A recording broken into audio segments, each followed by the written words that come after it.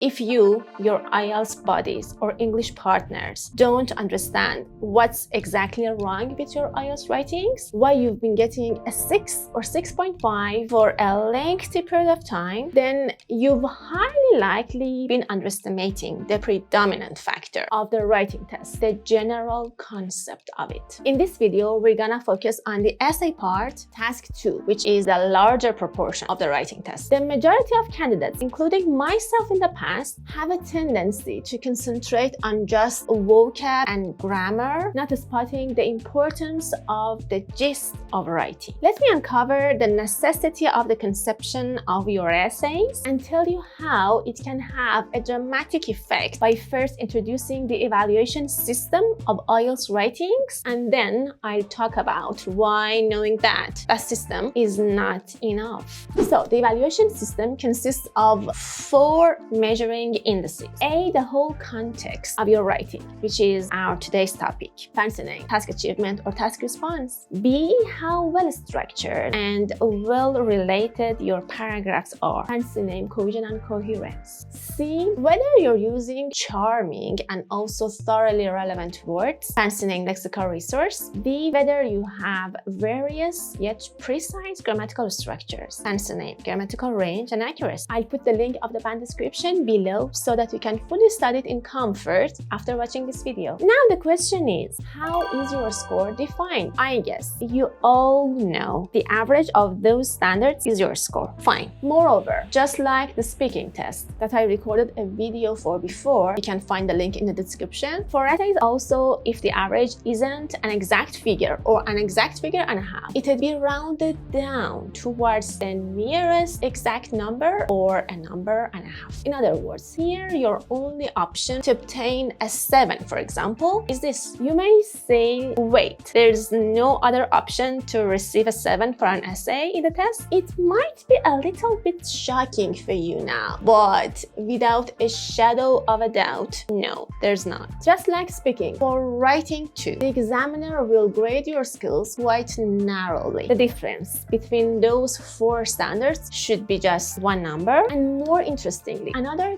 key fact is the lowest factor is determining the upper level of others. As you can guess, for the previous example, just 1/6 among all those 7s can lead to an unfortunate 6.5. In spite of knowing all the above, still how a writing is graded is not that straightforward though. You felt it in your bones too, haven't you? Yeah, you are right. And gosh, it took me a very long time to finally comprehend this. I wish I had somebody at the time to tell me this fact. The truth is, the essential element standing out in the eyes of the examiner first is task response. That's why it's directly dominating your final score. I presume now you're saying, oh my god, Freya, tell me 1, how come? Why exactly is task response that much important? 2, how can I master it? Okay, speaking of why task response is that significant. To give you the answer, put it into concept. Imagine you're the examiner of your first language writing. If you started reading an essay, for you, the first and foremost thought about it would be something like, what's this text about? Is it readable or not? Has the writer just rambled as if he or she didn't get the whole question, right? Proceeding to that, picture this, that writings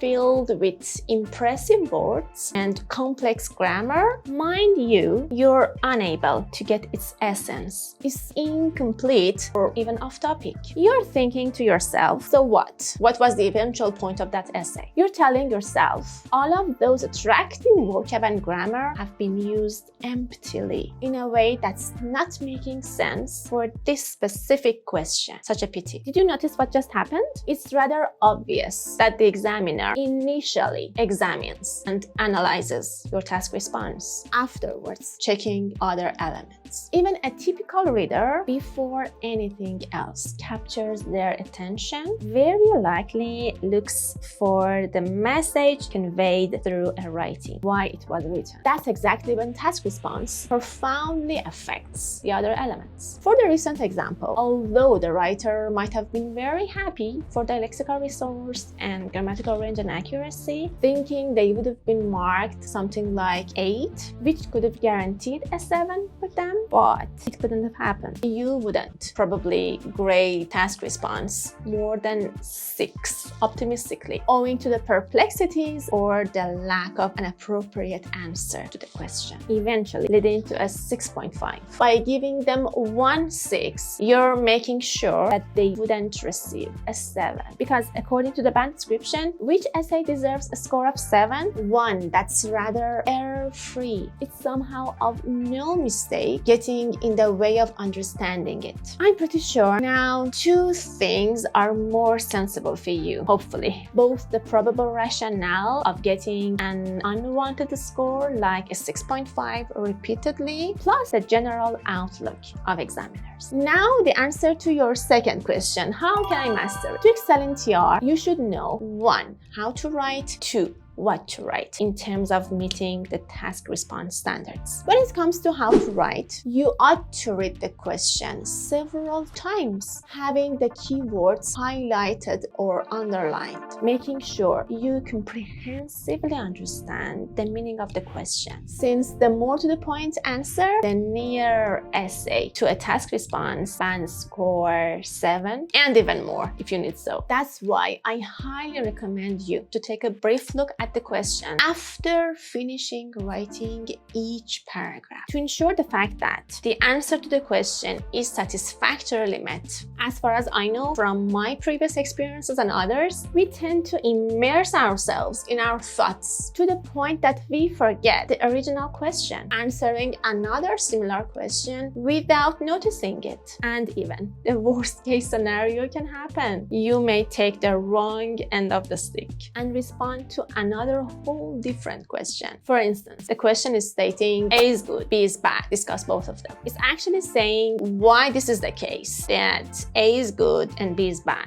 But instead, a candidate may write about A is good, it's very good, it's excellent, fantastic, and never talks about why it is good. You see, your writing can stray from the point as easy as that. The question itself is saying, yeah, we know A is good. It's already accepted. It wants you to say why it is good. Name and explain the reasons, and do the same for B. Personally speaking, I remember in one of my mocks, there was an essay for which I made the same mistake. Let me share it with you so that thanks to it, my point make more sense for you. The question was this, from the Cambridge IELTS General Training number 15. In many countries today, crime novels and TV crime dramas are becoming more and more popular. Why do you think these books and TV shows are popular? What is your opinion of crime fiction and TV crime dramas? So you've got to answer 2 questions here, right? The first one's the reasons of that popularity, and the second asks for your opinion. It's actually saying, do you agree with them, with having them, using them, or do you disagree? But guess what I did with the second question? In my writing, I said, yeah, they are helpful, extremely beneficial to unwind, for example, if my memory serves me right, and never talked about what my own idea was. The examiner was never granted this chance to know whether I, Freya, agreed with them or not. I had been rewriting somehow the answer of the first question, saying why they were popular again. And I got off topic just like that, not deserving a 7. That's why by having a look at the question regularly, that habit of going on and on without referring to the question is gonna be broken. As for what to write, wow, I'm rather sure you've barely heard of this in your IELTS studies so far. What's playing a prominent role here is write as if the examiner doesn't have the question. Such a wow, huh? I know. I sounded a little bit like Monica on Friends series. I know. Anyway, write as relevant to the question as possible. Choose those notions that you already have the necessary knowledge to explain in order to make them more understandable. Thus, after getting it read by the examiner, what the exact question has been could 100% be realized. Let me share with you a very useful mental practice of mine that helped me fantastically about how to do it. Conceive of yourself as a guest being in a TV program as the expert of the topic of the question. If you wanted to make a response to it, what did you do? You'd possibly express your points of view in a crystal clear way, wouldn't you? That's precisely your position as a writer here. In your essay, you want to showcase that first, the entire question has been understood. Second, your thoughts have been thoroughly explained. And third, why exactly you thought so. Here's where having ideas pertaining to the topic, reflecting the genuine question matters. You should come straight to the point, getting your text written as transparent as you can. Then you'll see that you well deserve at least a 7 for your task response. In this video, I'm not going to talk about other factors of the band description since it had become too long. As a hint though, it's worth mentioning this fact that despite having easy to understand main ideas, it would be better to express them with stylish language. And this is absolutely when other factors come into sight. So remember, only after taking straightforward main ideas into consideration, it's worth making good use of your English knowledge, such as elegant words and phrases, sophisticated collocations, eye-catching grammatical structures, nice arrangements of them. Otherwise, as now you surely know, they'd be unfortunately undermined. In a nutshell, let me wrap up by saying this. Without having great plausible thoughts in the background of the appearance of your task 2, your English skills might be pitiably wasted. The background is task response, and the appearance is lexical resource, grammatical range and accuracy, and cohesion and coherence. I guess that's why there's a proverb saying, do not judge a book by its cover, right?